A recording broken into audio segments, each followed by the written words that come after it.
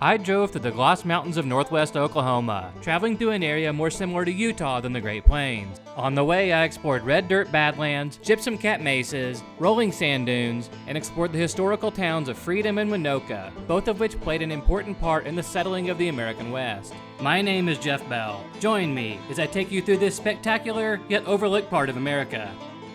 I started my trip by taking the back roads into the Canyonlands in search of Chimney Rock. Well, at least what's left of it. Chimney Rock, a towering hoodoo in the heart of the Gloss Mountains, collapsed in 1973, and although Chimney Rock is gone, this area, which is far off the major roads, is absolutely beautiful and peaceful. The wildflowers were in bloom, and everything was green from the recent rains. And other than a couple of ranchers, I didn't see anyone else, except for this little raccoon, which I narrowly avoided. From there, I drove to Freedom, a town of 180 inhabitants on the banks of the Cimarron River. Freedom has a Wild West vibe with wooden facades on all the buildings on Main Street. Small towns in Oklahoma often have photogenic downtowns with historical buildings, but if one gets erased by a tornado or burned to the ground, they usually replace it with a cheap metal building. And Freedom is no exception, but here they covered this new firehouse with a wooden facade to keep the town looking fly. Next door is the old saloon. It looks like something from a movie set. That's pretty cool, don't you think? The saloon even has some political art. And check out this bank across the street. It looks like something Bonnie and Clyde would rob. If you want to buy an old school cafe and hotel, there's one for sale. Let's have a look inside. It looks like the owners just got up and left one day. If you visit, don't get in trouble with the marshal, or you might lose your freedom. I would not want to spend any time in that jail. Even though Freedom only has 180 people, there's still a school in town, and this being Oklahoma, there's 3 churches. Freedom was super quiet during my visit, but you know somebody had some noisy fun here on Main Street. Freedom has a rail depot in the middle of town, a reminder of its railroad history. Freedom was incorporated in 1925 after the completion of the Buffalo and Northern Railroad and had a population of 251. Early settlers raised beef, wheat, and feed grains and transported their harvest on the rail lines. There was another commodity in the area that nomadic tribesmen and early ranchers relied on, and that commodity was salt. 8 miles west of Freedom is a salt plain that's a geographic anomaly. Salt plains usually form in desert basins, like Death Valley or the Bonneville Salt Flats. But the salt plains in northwest Oklahoma are remnants of the Great Inland Seaway, which covered North America 150 million years ago.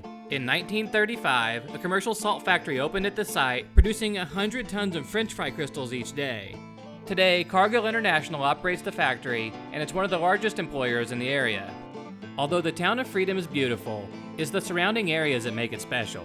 A mile south of town, the Cimarron River runs along the base of gypsum cat mesas, which are known as the Gloss Mountains or Glass Mountains due to the crystals that shimmer in the sunlight. The Gloss Mountains are a maze of ravines, canyons, mesas, and caverns, and the landscape is dotted with oil wells, sucking that sweet dinosaur juice out of the ground.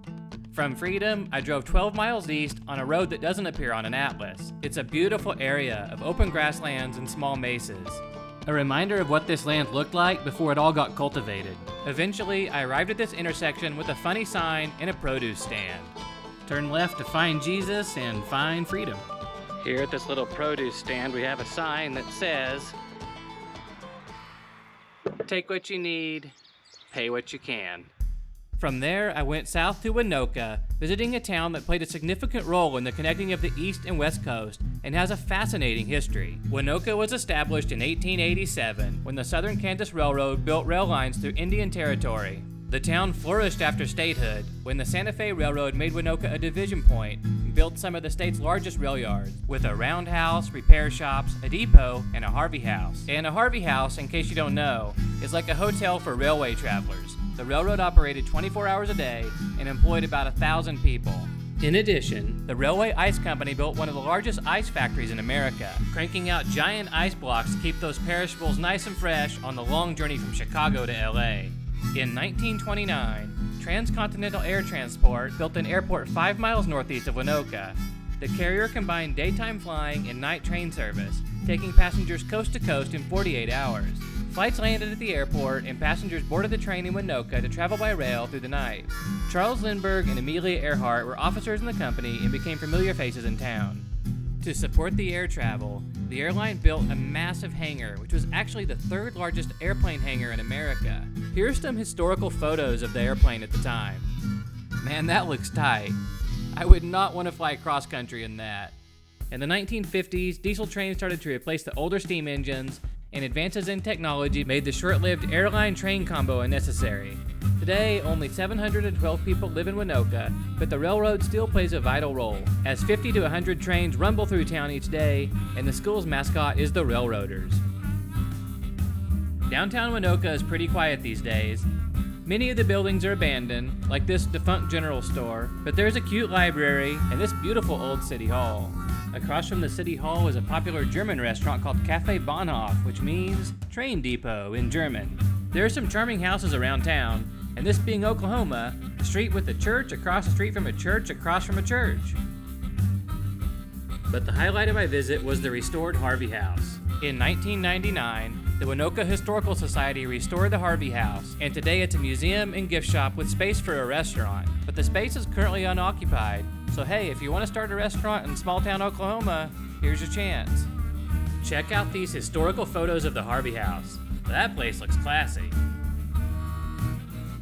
Although Waynoka is chill, the streets come alive several times each year. The nearby Little Sahara State Park frequently hosts noisy ATV festivals, and the Waynoka Rattlesnake Hunt brings a raucous crowd to town. If you've ever wanted to eat rattlesnake meat, buy a snakeskin belt, and fly a Trump flag, this festival is for you.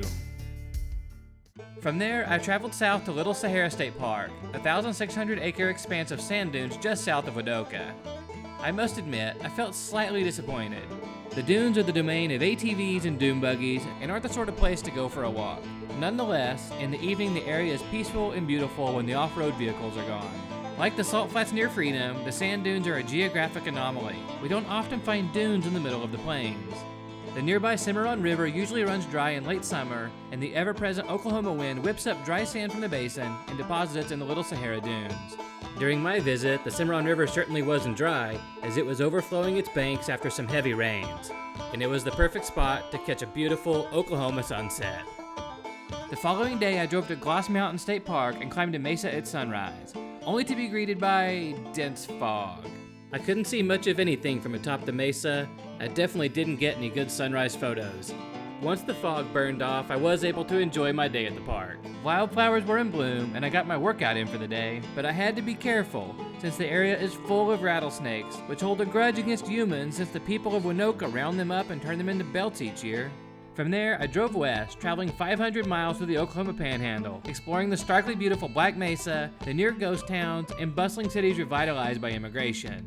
The Oklahoma Panhandle has a fascinating history and beautiful geography that most people don't know about.